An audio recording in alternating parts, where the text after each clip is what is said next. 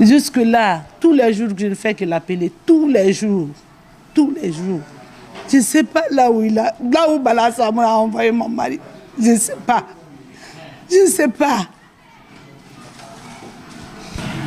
Je prie le colonel Doumbouya, le président de la République, de m'aider à retrouver mon mari. C'est ça, c'est le seul mot que je peux dire. Il n'a qu'à m'aider de retrouver mon mari. La mort du colonel Célestin Belivogui, officier supérieur qui servait au service des pensions en République de Guinée, a été officiellement annoncée hier. Sa femme a été appelée dans la matinée afin de se rendre à l'hôpital Ignace Dine, de voir si elle peut reconnaître et identifier son mari. Une fois qu'elle a identifié le corps de son mari, on l'a alors dit de prendre courage, ce qui veut dire que son mari est décédé. Cette histoire est réellement triste parce que on connaît le début jusqu'à la fin où on a appelé cette femme de venir voir et identifier si c'est exactement le corps de son mari.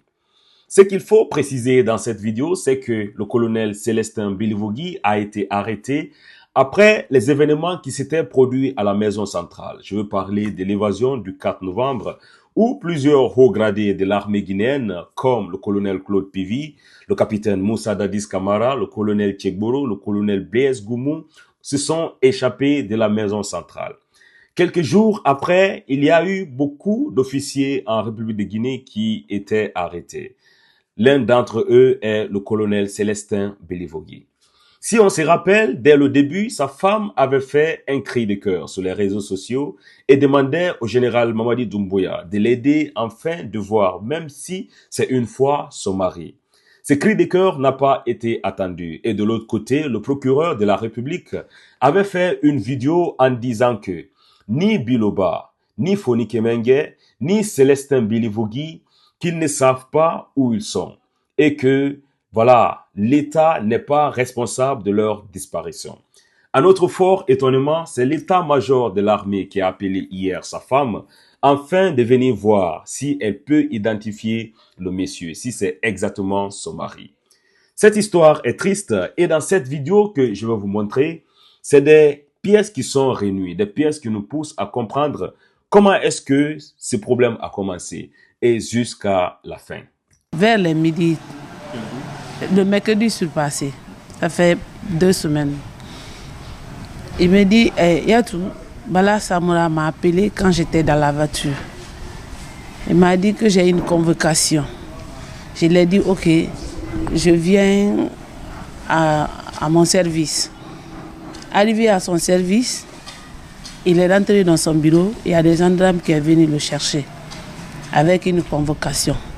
Mais il n'a même pas eu le temps de lire sa convocation. Mais il a dit, les gendarmes ne sont partis, il va les retrouver. Les gendarmes disent non, ils vont partir ensemble dans leur pick-up. Donc il a insisté pour qu'il m'appelle. Donc depuis ce jour, je n'ai pas eu ces nouvelles. Le lendemain, je suis partie à son service. J'ai trouvé son adousin. Je lui ai demandé, je n'ai pas vu mon mari depuis hier. Moi, mon mari ne découche pas. Partout où il va, je sais. Il m'appelle, il me dit, je suis là, je suis avec telle personne. Donc depuis ça, je n'ai aucune nouvelle de mon mari. Maintenant, son adousin m'a dit, ah, madame, moi aussi j'étais surpris. Quand j'ai vu les gendarmes ici, je l'ai demandé. Ils m'ont dit que c'est Bala Samoura qui a donné la convocation. J'ai appelé Bala Samoura, son adousin, selon son adousin. Il a appelé Bala Samoura. Il dit, ah, mon général, vous n'êtes pas trompé. Il dit, Bala Samoura dit non. Et puis il ne cesse même pas à frier. Donc depuis ce jour, je n'ai aucune nouvelle de mon mari. Je suis avec mes enfants ici. Le plus petit a 1 an. Il a eu 1 an le jeudi surpassé. Les autres, la plus grande, elle a 5 ans. L'autre a 3 ans. Là où je suis, on m'a délogé. Vous-même, vous avez vu là où je suis. Je n'ai aucune nouvelle de mon mari. J'ai dit, je persiste, c'est Bala Samoura qui a appelé mon mari. Moi, mon mari ne m'a jamais menti. Il ne m'a jamais. C'est Bala Samoura qui a été mon mari. Donc, je profite à dire à toute la population guinéenne, ils n'ont qu'à aider à retrouver mon mari. Et puis, si quelque chose arrive à mon mari, c'est Bala Samoura. Si je ne trouve pas mon mari, c'est Bala Samoura.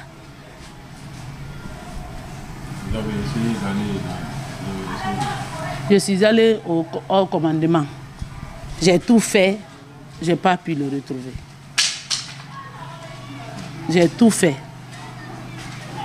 Je n'ai pas pu le retrouver. Il ne m'a pas donné l'occasion de le voir.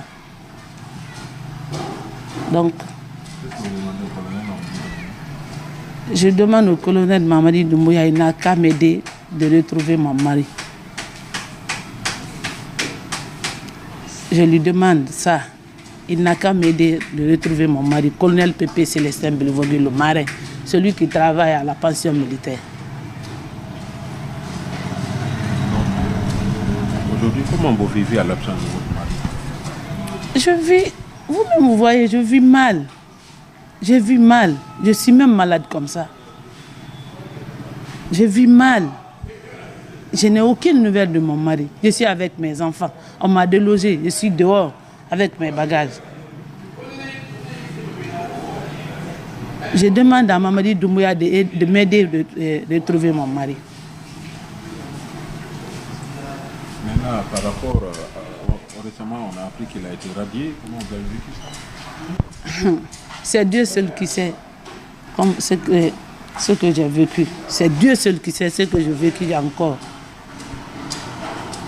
Je ne sais pas où aller. Je ne sais pas quoi faire.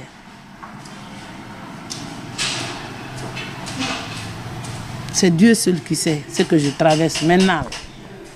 Mais ça, l'adoration ne me fait... Ça peut passer. Mais quand je le vois quand même, ça aussi, ça peut me soulager. Mais je n'ai aucune nouvelle de lui. Parce qu'on a essayé de parler avec votre avocat, lui-même il a dit qu'il demande des dommages, mais jusque-là... Jusque-là, tous les jours que je ne fais que l'appeler, tous les jours. Je ne sais pas là où Bala Samoura a envoyé mon mari. Je ne sais pas. Je ne sais pas.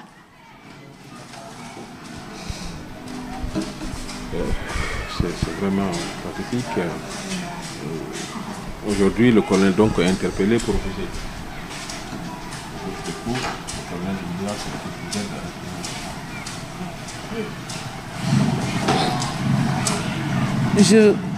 Je prie le colonel Doumbouya, le président de la République, de m'aider à retrouver mon mari.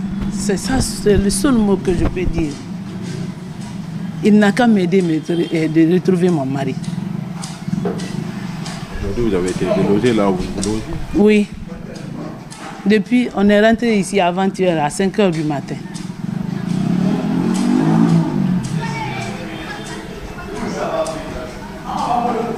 Je suis avec mes enfants. Vous-même, vous avez vu mon enfant, il est couché. Cette vidéo est la toute première vidéo que la femme du colonel Célestin avait fait quand le monsieur avait disparu. Et dans cette vidéo, quand on entend bien, elle est en train de faire un cri à l'encontre des autorités guinéennes et elle voulait réellement comprendre où se trouve son mari et s'il y a une possibilité de voir son mari et de parler avec lui. Les autorités guinéennes ont répondu par le biais du procureur de la République en disant que ni Biloba, ni le colonel Célestin et ni Fonike Mengue qu'ils ne savent pas où se trouvent ces gens-là et que l'État n'est pas responsable de la disparition de ces personnes. Le presse du parquet général après la cour d'appel de Conakry. Depuis quelques jours, des informations persistantes faisant état de cas d'enlèvement et de séquestration circulent dans la cité concernant notamment le colonel C.C. Célestin Bilivogui, le sergent-chef Moussa Cheikh Souma, M. Oumar Silla Fonike Mengue et M. Mamadou Biloba. Ces informations qui affectent la sérénité nationale créent en même temps une cause et un sentiment d'insécurité au sein de la population et portent gravement atteinte à l'image de notre pays, tant sur le plan national qu'international. Cette situation préoccupe le parquet général de la Cour d'appel de Conakry en sa qualité de protecteur des libertés individuelles et collectives. C'est pourquoi, au regard des objectifs recherchés par les manipulateurs de tous bords, j'informe l'opinion nationale et internationale, en ma qualité de procureur général, aucun organe d'enquête n'a procédé à aucune interpellation ou arrestation, pour qui que ce soit. Mieux, aucun établissement pénitentiaire du pays ne détient ces personnes faisant objet d'enlèvement.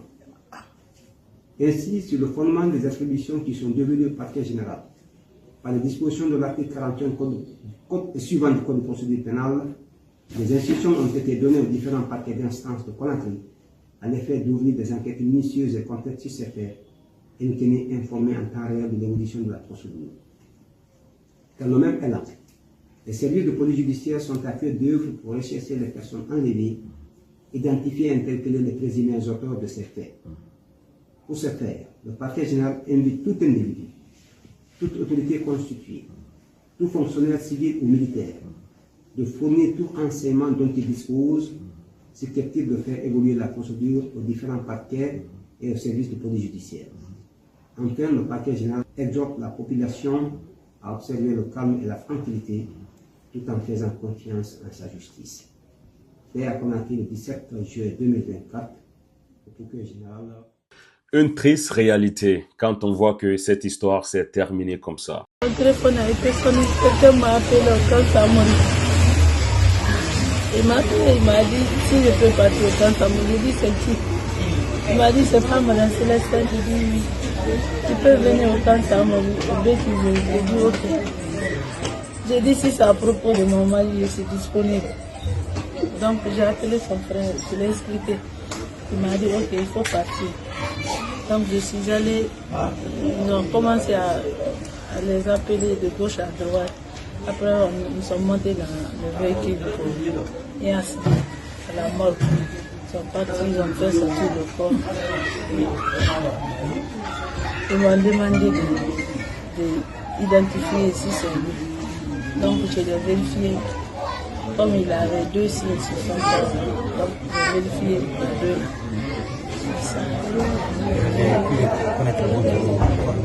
Oui.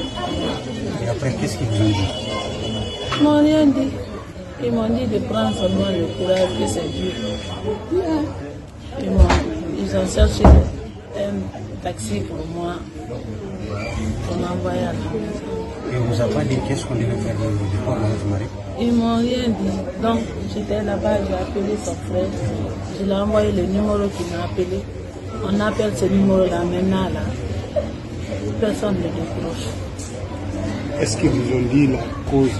Qu'est-ce qui a causé? Ils m'ont rien dit. Ils m'ont rien expliqué. Rien. Aujourd'hui, Rien. vous êtes dans une détresse. Quel message avez-vous? Parce que là, vous savez déjà que votre mari est décédé.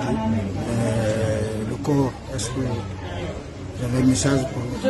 Je veux revoir le corps de mon mari pour qu'on enterre ensemble avec mes enfants. C'est ça seulement que je veux. Ils n'ont qu'à rendre le corps. Vous ne demandez pas justice? Ils ont qu'à demander justice. Mais pour le moment, là, ils n'ont qu'à donner le corps.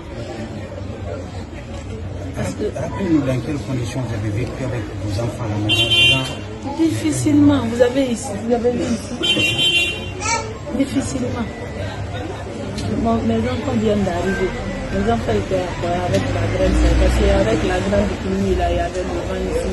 Donc j'ai repris mes enfants, je les ai envoyés sur ma grande sœur pour qu'elle ne tombe pas malade. Ils sont combien les enfants? 3. Tous des garçons? 2 garçons et une fille.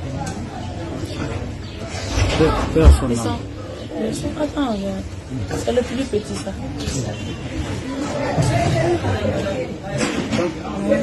C'est le plus petit. Bien au coin. C'est le deuxième ça. C'est la première.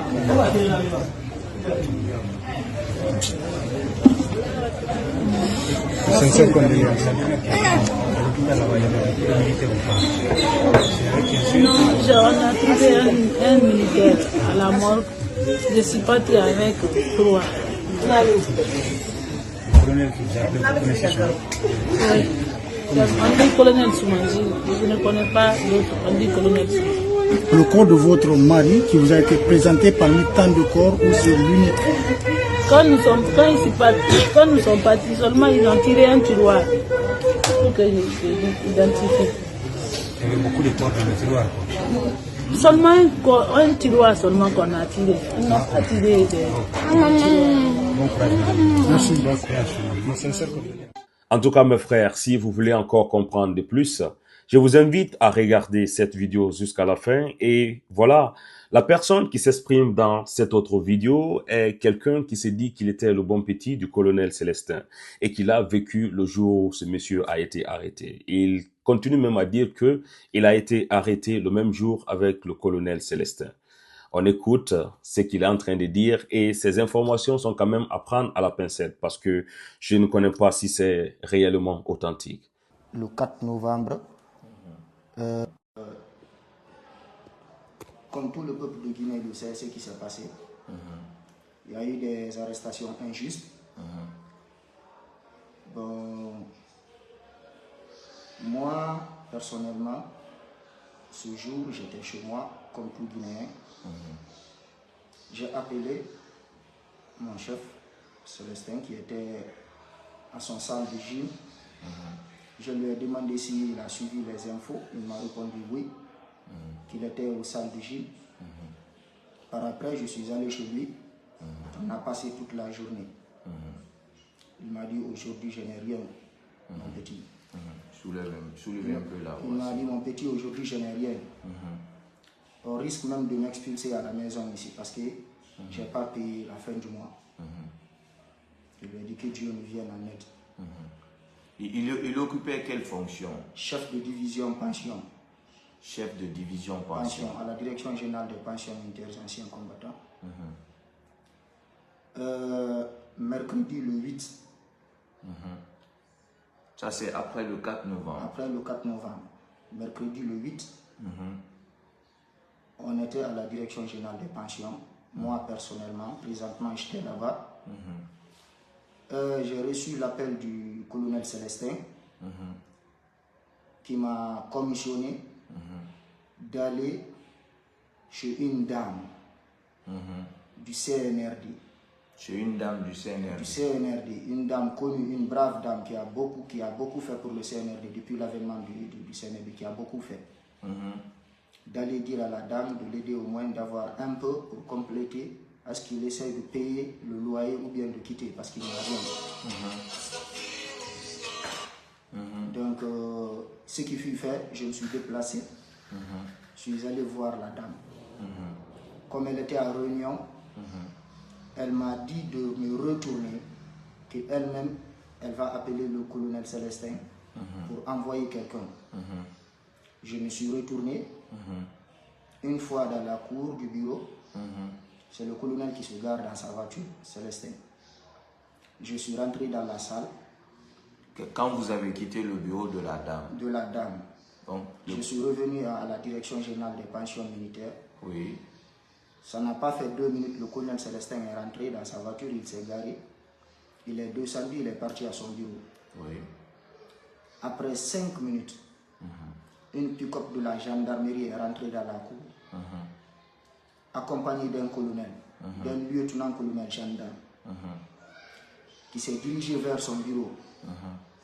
Une fois là-bas, moi j'ai vu ça à travers les vitres.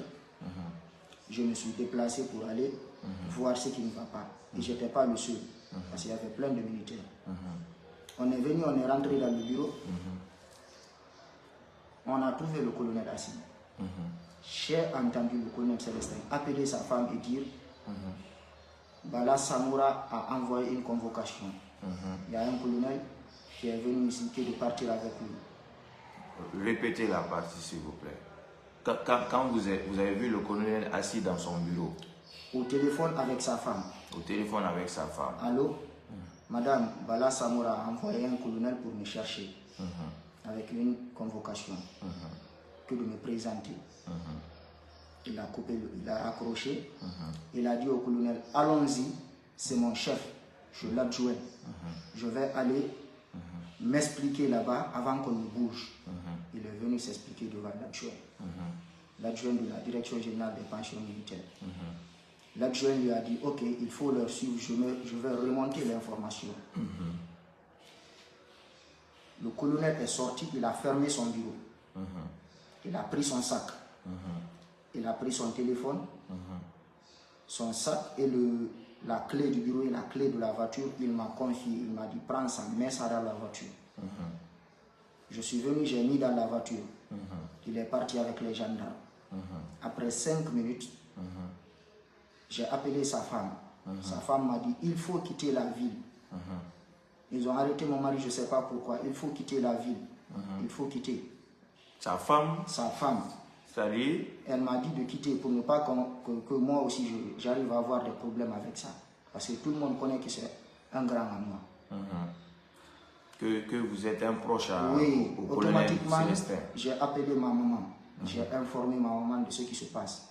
Ma maman m'a dit de quitter la ville. J'ai dit à ma maman, non, je ne peux pas quitter. J'ai raccroché le téléphone. Le colonel Célestin m'a appelé. Il m'a dit, les gendarmes vont venir au bureau. Tu vas leur remettre le sac, la clé du bureau et la clé de la voiture. Je lui ai dit, ok. Les gendarmes sont venus. J'ai pris le sac, la clé, je les ai donnés. Ils m'ont dit de monter dans la voiture et de partir avec eux. Je les ai dit non, je ne peux pas partir avec vous. Pourquoi? Je suis un civil, je ne sais pas de quoi vous me reprochez. Pour cela, j'ai un chef ici, vous pouvez passer par le chef. Ils m'ont dit si je ne monte pas dans la voiture, dans le pick-up, qu'ils vont me brutaliser. J'ai coopéré, comme c'est des gendarmes. Je connais que les gendarmes sont des hommes de loi. Je suis monté dans le pick-up. On a bougé. Quand on est parti, ils m'ont retiré d'abord mon téléphone parce que je les ai dit, donnez-moi un temps, je vais appeler ma maman pour savoir, au moins, pour la dire au revoir au moins. Ils ont retiré mon téléphone. Ils m'ont amené directement à la base des forces spéciales, au palais du peuple. On m'a amené là-bas. Une fois arrivé, ce qu'ils font, ils attachent directement mes yeux. Ils me bandent le visage. Ils m'ont bandé le visage, ils m'ont retiré mon téléphone. Bon, si je comprends bien, quand les gendarmes t'ont arrêté, ils t'ont mis dans la pick-up, dans le pick-up, ils t'ont envoyé, au lieu de t'envoyer dans une gendarmerie, ils t'ont envoyé où? À la base des forces spéciales au palais. Une fois arrivé là-bas, c'était ma première fois de rentrer là-bas. Je suis rentré, ils m'ont dit, c'est toi, Asso? Je les ai dit oui. Parce que mon nom était connu. Ils ont bandé mes yeux, ils m'ont retiré mon téléphone, ils m'ont envoyé. Ils ne m'ont pas envoyé directement voir le colonel Célestin D. C'est le sac et la clé qu'ils ont envoyé vers le colonel. Moi, ils m'ont envoyé dans un autre coin. Parce que le sac, les effets du colonel se trouvaient avec vous. Ils se trouvaient avec moi, dans la voiture. C'est là-bas que j'avais mis. Automatiquement, on me dit de m'asseoir à terre. Je m'assois à terre, on me dit déshabille-toi. Je les ai dit pourquoi je vais me déshabiller. Ils m'ont dit déshabille-toi. Je commence à insister, un des militaires des forces spéciales vient cagouler, il me gifle. J'ai compris que c'est sérieux. J'ai coopéré, je me suis déshabillé. Nu? Nu.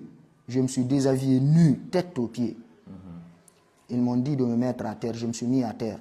Ils ont récupéré mon téléphone, ils ont fouillé. Ils m'ont demandé, voilà, toi, le colonel Célestin est qui pour toi? Je lui ai répondu qu'il est comme un père pour moi. Ah bon? Tu connais dans quoi il est en train de tremper? Je les ai dit, je ne suis pas militaire.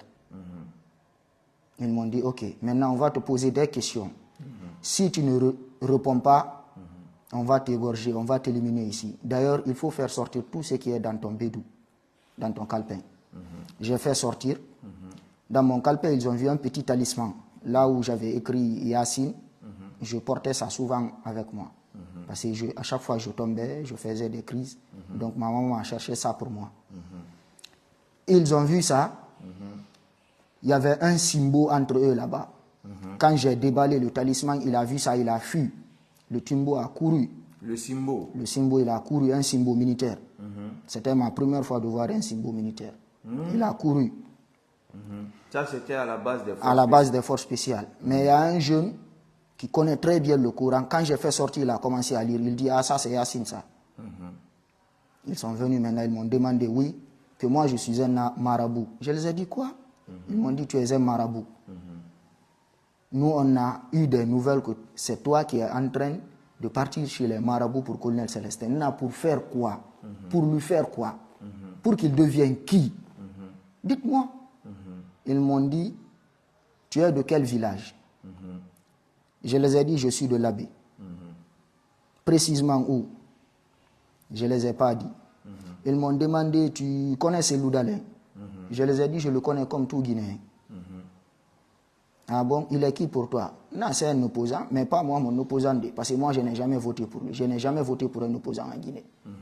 Je vote parce que je suis un citoyen libre. Je pars, je mets un bulletin nul, j'assume mes droits et je reviens. C'est la seule chose.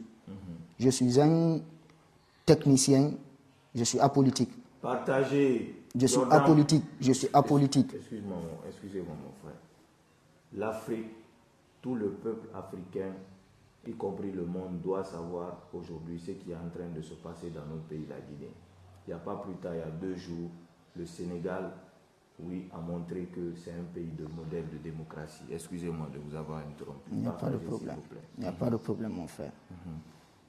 Maintenant, ils m'ont posé ce genre de questions. Je les ai dit, ah, mon frère, qu'est-ce que vous voulez réellement? Dites-le-moi. Il y a un jeune qui a dit, il ne veut pas coopérer. Ils ont appelé 5 à 6 personnes. Ils sont venus avec des bois. Mais en ce moment, au moment à laquelle ils m'ont pris à la direction, ils m'ont envoyé à la base des forces spéciales. Je n'avais pas déjeuné. J'avais rien mangé. Quand ils t'ont arrêté, tu n'avais pas déjeuné. Ils ont commencé à me frapper. Ils m'ont frappé, je me suis évanoui. Je ne savais même pas qu'est-ce qui se passait. C'est quand je me suis évanoui, j'ai entendu le son là. Un des gars a dit, ils ont versé l'eau sur moi. J'ai retrouvé un peu l'esprit. J'ai commencé à vomir. Il y a un jeune qui m'a demandé, tu n'as rien mangé, non? Je lui ai dit oui. Ils ont dit, tout ce qu'on te demande, il faut répondre. Je les ai dit, monsieur, ce n'est même pas me poser des questions. Ce que vous voulez entendre là, demandez-moi ça. Moi, je vais vous le dire. Ce que vous voulez entendre. Ils m'ont parlé, ils m'ont demandé, quand le 4, connais-tu quelque chose du colonel Célestin, chose qui est liée du 4? Je leur ai dit, mon frère, Wallahi Billah, je ne connais pas. Jusqu'à preuve contraire, je sais qu'aussi, il n'est pas dedans. Je ne connais rien de ça. Ils m'ont dit, ok. Ils ont vérifié mon téléphone. Ils ont vu le numéro de colonel Aminata Diallo, CNRD, la porte-parole. Quand ils ont vu le numéro, ils m'ont demandé, il y a quoi entre toi et colonel Aminata? Je les ai dit, c'est ma grande. Ok. C'est ma grande. D'accord. Elle est très gentille avec les jeunes. Si tu as un problème, tu pars chez elle, tu la demandes, Wallah Billahi, elle te satisfait. Elle est impartiale dans ce qu'elle fait. Donc quand ils ont fouillé votre téléphone... Oui, ils ont vu ça. Et c'est ça qui m'a permis même à ce qu'ils soulagent ma torture. Parce qu'ils ont vu ce numéro-là. Ils ont su que, ouais, j'échange avec elle parce qu'ils ont vu les SMS. Après, ils ont lu les SMS. Ils ont lu les SMS.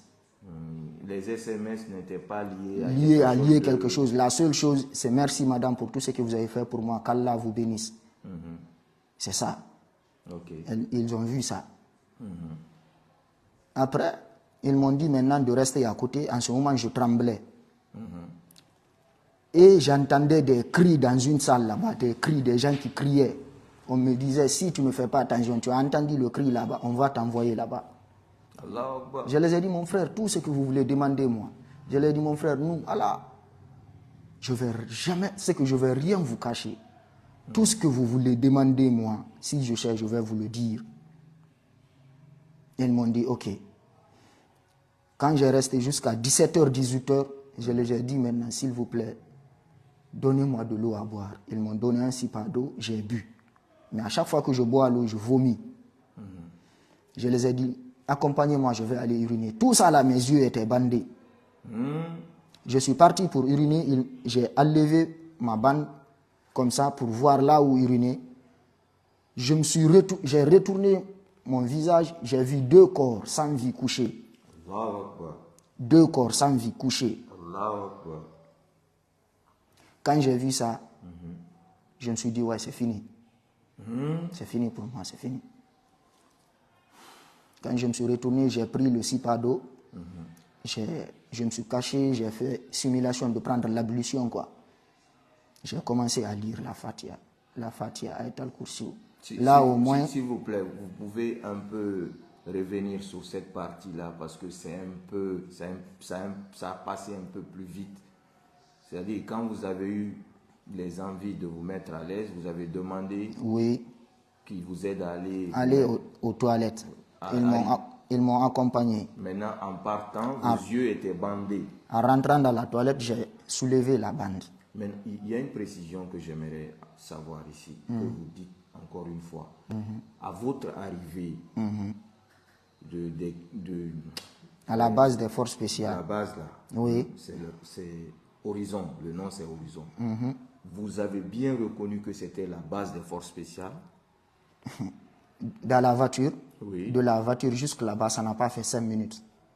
D'accord. Toute personne qui connaît Fougou, de Fougou à l'horizon, ça ne prend pas 5 minutes en pick-up. Oui. Voilà.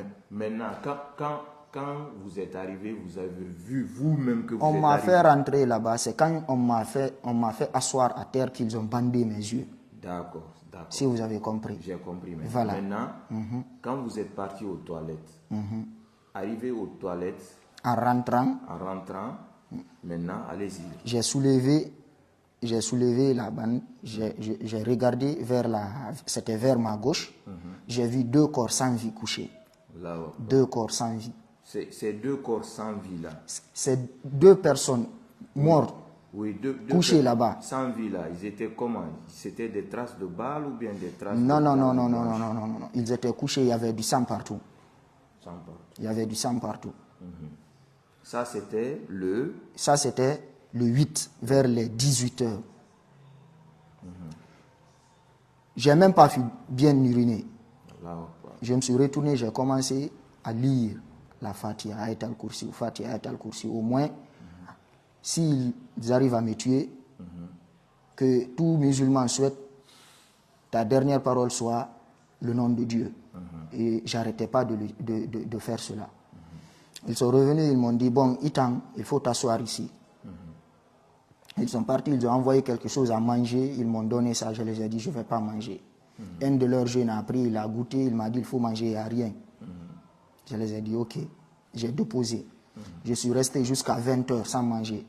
Ils m'ont forcé, j'ai commencé à manger. À 20h, il y a une équipe qui a quitté la présidence. Parce que quand ils finissent la garde, c'est là-bas qu'ils échangent. Cette équipe est venue me trouver assise. Il y a un jeune qui dit, toi, qu'est-ce que tu cherches ici? Un de leurs amis a dit, ah, ce jeune-là, il est avec le vieux qu'on appelle Célestin. Il dit, ah bon? Oui. Il dit, ah, c'est eux qui sont contre notre pouvoir. C'est eux qui veulent qu'on quitte le pouvoir. Il dit, ah bon? Il dit, oui. Il me dit, ok. Il a pris, en même temps, il a pris mouchoir, il a attaché mes yeux, il a dit à un de ces gars là-bas d'aller acheter un paquet de lames. Le gars est parti acheter un paquet de lames, il est venu. En ce moment, il a dit à un de ces jeunes de prendre l'arme, la paire maca. Il a mis ça sur ma tête. Ils ont pris la lame, ils ont défriché, il a pris la lame, il m'a dit de soulever mes mains. J'ai soulevé mes mains, il m'a giflé. Il m'a dit, à quoi entre toi et Selou Dalé? Je lui ai dit, la seule chose peut-être qui peut être entre moi et Selou Dalé, c'est parce qu'il est Hali Poular, je suis Hali Poular. Chose que je n'ai jamais aimée. Je suis né à Kaloum, j'ai grandi à Conakry. Je n'ai jamais sorti de la Guinée, je n'ai jamais sorti de Conakry pour aller même dans un village. Je ne connais rien du tout de ça. Excusez-moi, il vous a giflé avec la lame? Non, la lame c'était pour couper mes oreilles. Wow. Il m'a dit de soulever mes mains. Quand j'ai soulevé mes mains, avec ces 2 mains-là, il m'a tapé comme chose, on dit écouteur. Wow. Les 2 oreilles, il m'a tapé. Il a tapé 2 fois. Après, il a pris la lame. Quand il a voulu couper mes oreilles, un des jeunes là-bas s'est déplacé. Il est parti appeler les autres qui étaient en train de fouiller nos téléphones. Un de leurs chefs est venu. Il a dit, hey, il faut lui laisser. Laissez ce jeune-là. C'est bon. Lui, son cas, bientôt, ça va finir. Après, il a pris la lame. Ils m'ont dit, il y a un fût là-bas. Il faut aller te cacher dedans. Sinon, si les autres viennent, ils peuvent même te tuer ici. Je suis rentré dans le fût là. Je me suis caché dedans. Mais je tremblais. J'avais rien mangé, je tremblais. Pouvoir de Doumbouya. Je tremblais. Pouvoir de Doumbouya, vous qui criez. Pouvoir de Doumbouya. Voilà. Après, ça. Ils m'ont dit, maintenant, il faut venir. Je suis venu. Ils m'ont dit, il n'y a rien. On a vérifié ton téléphone, il n'y a rien. Ils m'ont pris, ils m'ont envoyé dans la salle, là où il y avait le colonel Célestin. Le colonel est assis. Il m'a vu attaché. Le sang sortait sur mon dos. Il a dit, mais attends, qu'est-ce que toi tu cherches ici? Non, wallah, je ne sais pas. Tu m'as appelé au téléphone de leur donner le sac. Ils m'ont pris, ils m'ont envoyé ici. Il m'a dit, il est venu me trouver, il m'a dit, pardon. Pardon. Il dit, tout ça là, c'est à cause de moi. Le colonel Célestin t'a dit ça. Il dit, tout ça là, c'est à cause de moi. Qu'est-ce que tu les as fait? Non, je ne sais pas. Après, je leur ai expliqué tout ce qui s'est passé, ce qu'ils m'ont demandé comme question. Il dit, c'est là-bas que j'ai trouvé maintenant un des jeunes lieutenants avec qui ils ont radié le colonel Célestin, qui s'appelle Abbas Touré, qui est le garde du corps de l'adjoint à la direction générale des pensions militaires. Déjà, lui, il a été arrêté le 7, la nuit du 7. Il quittait un village de Mafreya, il rentrait, c'est à Koléa juste qu'ils l'ont interpellé, ils l'ont attrapé. Ils l'ont méloté, ils l'ont envoyé là-bas. C'est une fois dans la salle qu'il m'a expliqué. Et en même temps, j'ai trouvé un militaire, lieutenant aussi, qui s'appelait Alpha Kamara. Un militaire qui a été le premier bataillon de Gangan qui est parti à Kidal. Lui, il faisait partie. Lui, il était là-bas attaché. On voulait même le tuer parce que lui, il l'avait beaucoup torturé. Le colonel m'a dit, pardon. Il y avait des sipas là-bas vides. Quand j'ai voulu uriner, il m'a dit de ne plus sortir. Quand j'ai uriné dans le sipa, le colonel a vu mes urines, il m'a dit, attends, ils t'ont frappé au ventre? J'ai dit oui. Il les a appelés. Il les a dit, au moins cherchez-moi, même si c'est une plaquette d'amoxicilline, vous donnez à ce jeune, s'il vous plaît. Ils ont amené ça, j'ai pris. Il m'a dit, ne t'en faites pas, je vais essayer de voir s'ils vont te libérer. Ils vont te libérer. Je ne sais pas de quoi ils me reprochent. Moi, je suis... Dans cette salle, excusez-moi, dans cette salle, à part le colonel, il y avait au moins approximativement combien de personnes? Il y avait 2. Il y avait Abbas, il y avait le lieutenant Alpha, plus moi. Nous, on était à part. Ceux dont ils étaient en train de torturer, et ils étaient enfermés. Là où vous entendez des cris. Des cris. On a passé la nuit là-bas. Le lendemain, à 15h, 16h, ils sont venus me trouver. Ils m'ont dit, sors. Je suis venu, ils m'ont fait sortir. C'est quand je suis sorti, je me suis rencontré avec 5 personnes. 2 militaires et 3 civils. Qu'on était en train de torturer. Les cris qu'on entendait là, c'est ces gens-là qui étaient en train de pleurer. À votre sortie, quoi? À ma sortie de la salle, quoi. Pour venir encore, ils nous ont fait asseoir. Vous vous êtes rencontré avec 2 militaires? 2 militaires et 3 civils qu'on était en train de torturer. Quand j'ai vu ces 5 personnes-là, je me suis dit non, c'est fini. Moi, on ne m'avait rien fait. Ces gens-là, on les a torturés, on les a attachés comme des moutons. Ils ressemblaient, non, ils ne pouvaient même pas porter des chemises. C'est les militaires même qui les ont aidés à porter leurs chemises. Ils ont pris nos photos. Quand ils ont fini, ils nous ont dit, il faut nous pardonner, hein? Il faut nous pardonner parce que là, on a eu beaucoup de morts. Bon, c'est pour cela, même si c'est nos mamans ou nos papas qu'on attrape ici, il faut qu'on les torture d'abord. Après, on est resté jusqu'à 20h. Ils sont venus. Le lendemain. Le jeudi jusqu'à 20h. C'est le mercredi qu'on nous a arrêtés. Le jeudi jusqu'à 20h. Les militaires qu'ils ont libérés là m'ont demandé, attends mon frère, tu es venu ici quand je les ai dit le mercredi. C'est aujourd'hui qu'on te libère. Je les ai dit, je ne sais pas. Il dit, waouh. Il dit, nous, on a fait 6 jours ici. On a fait 4 jours sans manger ni boire. C'est notre 6e jour aujourd'hui. Les 3 civils là, il y avait 2 Léonins qui travaillaient à Sodefa. Et ils les ont interpellés au chemin de travail. Les gens là quittaient au travail pour rentrer chez eux. C'est là-bas qu'on les a pris. Le 3e jeune civil, lui, on l'a pris, il était en bleu-blanc. Un lycéen. Devant sa boutique aussi, c'est là-bas qu'on est parti le prendre. Il m'a expliqué. Quand même, dans mon pantalon, j'avais quelque chose de 45 000 francs. Avec ces 3 jeunes-là, j'ai pris 10 000, 15 000 à Safoula et je les ai donnés. J'ai dit, partagez les 5 000 là pour que vous puissiez rentrer. Après, ils sont venus avec le téléphone de ces gens-là. Ils les ont tous donné leur téléphone. Les 5 personnes. Les 5 personnes. Ils les ont donné 20 000, 20 000, 20 000. Ils les ont dit, bon, vous pouvez aller avec toi. Il dit, mais toi, on ne te donne pas ton téléphone, on ne te donne rien. Et puis, on va te dire quelque chose. Quand tu sors ici, si tu pars à la radio, parler de ça à un journaliste, ça c'est ou bien parler de ça à un blogueur, on va aller te chercher. On va aller te chercher chez toi. Ils m'ont dit cela. Je les ai dit, mon frère, téléphone bas, tout ce qui est dans le téléphone bas, tout ce que vous connaissez bas, prenez. Moi, là où je suis comme ça, je veux quitter ici, quoi. Ce qu'il faut faire, ils ont bandé aussi nos visages, ils nous ont envoyés jusqu'au port 8 novembre, ils nous ont largués là-bas. En ce moment, je suis sorti, je suis venu chez moi à la maison. Quand ma maman m'a vu, elle s'est évanouie. Elle s'est évanouie, elle ne pouvait rien. C'est les gens qui sont venus verser de l'eau sur elle pour qu'elle se réveille. Quand elle a vu ça, elle me dit, mon frère, mon fils, tu ne vas pas rester. Je vais chercher, est-ce que tu pars au village? Il faut aller au village, rester là-bas d'abord. C'est ça qui est bon pour toi. Sinon, on va te tuer. J'avais peur.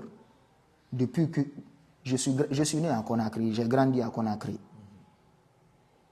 Mais maintenant, les 5 personnes avec qui on vous a libéré, là, ces 5 personnes, vous n'avez pas cherché à savoir leur nom par hasard? Bon, les 2 sont des Léonais, les 2 militaires sont des Soussous et le 3e jeune lycéen là aussi était un Soussou. Le lycéen qui faisait le bac. Les 2 sont des Léonais. Parce que jusqu'à présent, il y a des personnes qui sont portées disparues. Oui. Parce que moi, ce qui m'a étonné à ma sortie, j'ai vu à la télé la radiation du colonel Célestin et le lieutenant Abbas. Mais le lieutenant Alpha Kamara, qui était avec nous là-bas, on n'a rien dit de lui. Ok. Le lieutenant Alpha Kamara. Oui. C'est-à-dire, vous avez trouvé le colonel dans la salle avec deux autres militaires. 2 autres militaires. Maintenant, l'un et le colonel, c'est eux qui ont été radiés. Mais l'autre, rien. Il n'a pas été radié. Il n'a pas été radié. On n'a pas parlé de lui jusqu'à présent. Il a été libéré ou bien? Personne ne sait. Personne ne sait ce qui s'est passé. Personne. Dieu sait. Vous voyez? Dans tout cela, moi, qu'est-ce qui m'a beaucoup touché? Quand même, je me demande qu'est-ce qui ne va pas. Tout le peuple de Guinée est sorti derrière Doumbouya le 5 septembre. Tout le monde a acclamé, Alhamdulillah, Alhamdulillah, le sauveur est venu. Si ce genre de choses se passent, tu es militaire, tu es formé, cherche à savoir, ne torture pas des innocents. Hakena la Guinée Torofi. Hakena la Guinée Torofi. Il faut savoir cela. Ce n'est pas tout le monde qu'on doit torturer, ce n'est pas tout le monde, ce n'est pas le sang de tout le monde qu'on doit verser. Ce n'est pas le sang de tout le monde. Les prophètes ont fini go, mais les hommes de Dieu y restent. Les hommes de Dieu y restent. Ils se trouvent partout. Partout. Partout. On va revenir un peu en arrière sur l'arrestation du colonel Célestin. Oui. Vous avez vu, vous avez dit que c'est un pick-up qui oui. est venu oui. avec un autre colonel. Un colonel Dala. C'est un colonel qui est venu avec un pick-up, avec 2 personnes derrière avec des calaches. Un décalage. Oui. Ils étaient au nombre de combien? Il y avait le chauffeur, le colonel et les deux gendarmes qui étaient derrière. Disons 4 personnes. 4 personnes. Après, ils se sont introduits dans le bureau du colonel Célestin. Oui. Après, vous avez entendu le colonel Célestin parler au téléphone. Appeler sa femme pour l'informer du nouvel. Il a dit quoi là-bas? Vous pouvez encore répéter. Il a dit à sa femme, Bala Samoura a envoyé un colonel chez moi ici pour m'arrêter. Il a envoyé une convocation que de suivre le colonel là. Donc, je vais aller. Il a raccroché. Bon, la question la plus importante dans tout ça, vous, étant un proche du colonel Célestin Bilivogui, qui est aujourd'hui, jusqu'à présent, on ne sait pas s'il est vivant ou s'il est mort. Est-ce que, en âme et conscience, nous sommes au mois saint de Ramadan, et je sais que vous avez gêné, malgré qu'on dit que voilà, c'est pas lié, mais entre votre conscience, est-ce que vous connaissez-vous un quelconque lien qui lie votre patron, colonel Célestin Bilivogui, à un Claude Pivy ou à un Vernet Pivy? Bon. Vous m'avez posé une bonne question. Merci. Je vais répondre à cette question comme si je suis arrêté devant la justice. Sur la tombe de mon père, au nom de Dieu, au nom de tout ce que je cherche, le colonel Célestin n'a rien à voir dans ça. Wallahi billahi tallahi. Non, au fait, je veux savoir. Il n'a aucun lien. Est-ce qu'il y a réellement un lien entre lui et Pivy? Il n'a aucun lien. Il n'a aucun lien. Le colonel Célestin, tu viens chez lui, tout le monde le sait. Moi, à chaque fois, je viens chez lui, c'est pour le travail. On a des dossiers, viens m'aider à saisir. Ah, mes yeux, je ne vois pas bien, Mbarafouri. C'est ça. Là où il est arrêté, là où il travaille, là où il est arrêté, l'entourage là, parce que personne ne peut le connaître plus que ces gens-là, l'entourage là connaît qui est ce monsieur. La directrice générale des pensions militaires, chef là, la directrice, elle connaît qui est ce monsieur. Lui, il est l'adjoint. Non, lui, il est chef de division. Il y a l'adjoint là-bas. Ok, lui, il est chef de division. Simple chef de division des pensions militaires. Tout travail que tu connais, qui est document pension militaire et trucs, c'est le vieux là qui fait, malgré son âge, il se tue pour ça. Il se tue, il fait tous les travaux là. Moi, je me demande, on l'a arrêté. Hein? Il a son supérieur. Sa femme est venue en pleurant là-bas. Mais s'il vous plaît, il faut dire la vérité. On n'est pas dans un pays de dictature. Ça a dépassé. Il faut au moins rassurer sa femme. Vous-même, vous avez vu à la télé, sa femme a été expulsée de la maison en pleurant. Actuellement, si tu vois sa femme, elle a maigri, elle a changé totalement. Son papa est gravement malade à cause de tout ça. Tu vois, ne sois pas trop dans l'émotion. Calme-toi. Reste comme ça pour ne pas qu'on puisse te reconnaître facilement. Ça fait mal. Ça fait mal. Wallahi. Je comprends parfaitement. Et que Dieu sauve notre pays. Que Dieu nous aide. Allahumma amin. Et j'ai vu des photos, j'ai vu des vidéos même de vos images de torture. Oui, oui. Et bon, pour la sensibilité de ceux qui nous suivent, on ne peut pas montrer ça. Oui. Et à part tout ça là, nous allons encore revenir parce que vous avez d'autres révélations. Oui, j'ai d'autres révélations à dire. J'ai plein de révélations à dire, mais vous savez, l'essentiel d'abord, c'est que le peuple sache que ce qui se passe actuellement. À chaque fois que quelqu'un est porté disparu, n'allez pas chercher quelque part. Allez-y à la base des forces spéciales. C'est là-bas qu'on envoie les gens, mon frère. C'est là-bas qu'on envoie les gens. On les torture. On les torture, on les ligote. Roméo.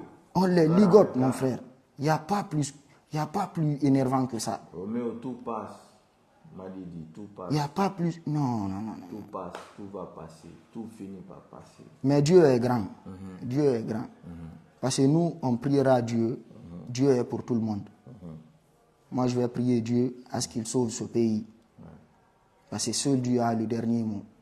Le pays est pris en otage et c'est fini. On n'a plus la chance de s'en remettre. J'ai vu votre carte. Vous travaillez à la Direction générale des pensions militaires et anciens combattants. Oui. Okay. Depuis combien d'années vous travaillez là-bas? J'ai fait 5 ans et demi. 5 ans et demi. Oui. Vous et le colonel Célestin, vous vous connaissez depuis combien? C'est là-bas qu'on s'est rencontrés pour la première fois. Et lui, il m'a vu, il m'a approché comme un père. Un fils plus. C'est qu'il n'y a pas ce qu'il me considère comme un fils. Vous imaginez? Il n'est pas obligé de m'approcher. C'est un militaire, je suis civil. Mais vu le travail que j'effectue là-bas, il a dit non, je vais approcher le jeune là. D'accord. Merci, on est pris par le temps et je vous remercie d'avoir suivi cette vidéo. Nous sommes en plein mois de Ramadan et ces révélations concernent comment Doumbouya est en train de gérer notre pays, Jordan, comme je l'appelle toujours, comment les choses sont en train de se passer dans notre pays à travers les événements du 4 novembre, tout ce que les innocents ont subi, les corps, comme ce que vous avez entendu notre frère dire, il a vu de ses propres yeux 2 corps sans vie couchés par terre. Si c'est ça, la refondation, c'est vraiment un triste dommage. Merci d'avoir suivi ce live et merci, que Dieu sauve notre pays. Amen. Merci frère. Merci beaucoup.